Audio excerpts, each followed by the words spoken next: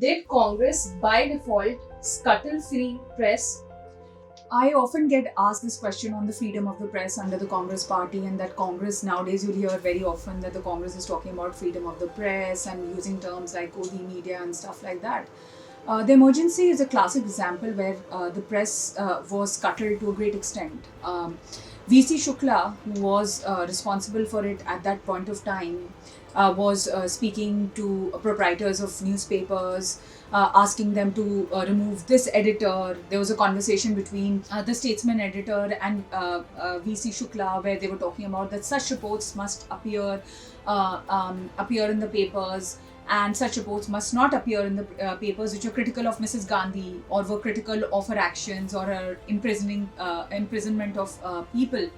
So there are often examples about it. Then there was this article by Lawrence Leif Schultz, which was titled "Rolling the Press Indira Way," which spoke about how they were trying to scuttle the Indian Express through pressure tactics applied on the proprietors. So there are ample examples of scuttling of freedom of press. So it's very strange that the Congress is suddenly becoming a champion of freedom of press when there are numerous examples where when there was an opportunity, and that was during the emergency, reportage on emergency, imprisonment of leaders, on the 20-point program, or whether on the clearance of the slum areas, or Sanjay Gandhi's actions in Turkmen Gate and other things, forced sterilizations, were not allowed to be reported in the press. And there was huge pressure on the proprietors of the newspapers and their editors like Statesman and the Indian Express, where they were asked to not report such incidents